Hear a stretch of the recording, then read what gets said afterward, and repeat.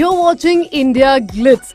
Richa Chadda is on cloud 9 and why not? Her film Masaan garnered rave reviews in Cannes, also an award, and now it's finally releasing and people have loved it like how. There's a dialogue in the beginning of the film which says 28 ट्रेनें आती हैं बनारस को जो रुकती हैं लेकिन 68 ट्रेनें ऐसी हैं जो नहीं रुकती, which means there are 28 trains that stop at Varanasi and 68 don't. मतलब यहाँ आना आसान है पर यहाँ से जाना मुश्किल. He says, I'm talking about brilliant actor Pankaj Tripathi.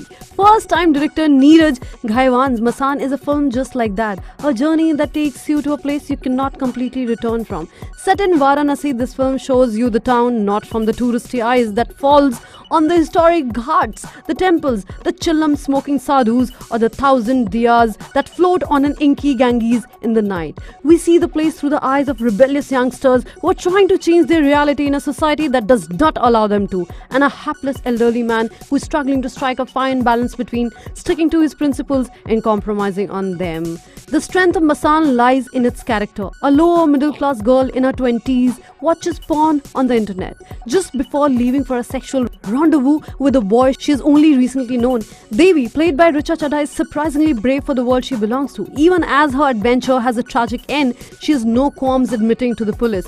Read blackmailer that the reason behind her sexual encounter was jigyasa, curiosity, which means Richa plays Devi with the dignity and strength very few actors are capable of. From body language to expressions, she grabs every bit of her character, an independent, strong-willed woman crippled only by one guilt, and when she crumbles, you crumble too. Her relationship with her father, played by Sanjay Mishra, could well be one of the most real father-daughter equations ever captured on screen. Mishra plays a retired Sanskrit professor who now sells trinkets on one of Varanasi's many ghats. Their relationship is not expressed with affection, not even with a complete understanding of one another, but an eventual acceptance of what the other person is and respecting the difference. They struggle to get there. That is what makes their relationship so tender and so real.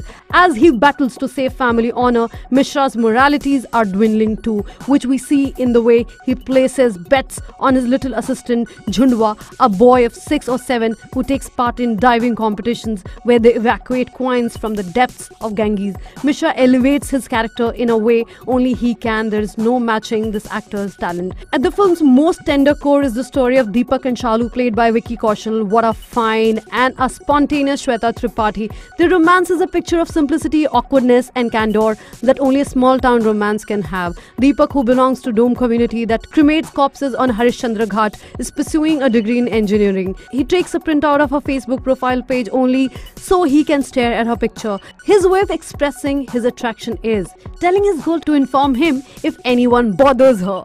His charm lies in his innocence. At the same time, he is also conscious of his low caste, a reality he struggles to make peace with. The actor Vicky Kaushal does justice to every layer of his character and is ably supported by Shweta.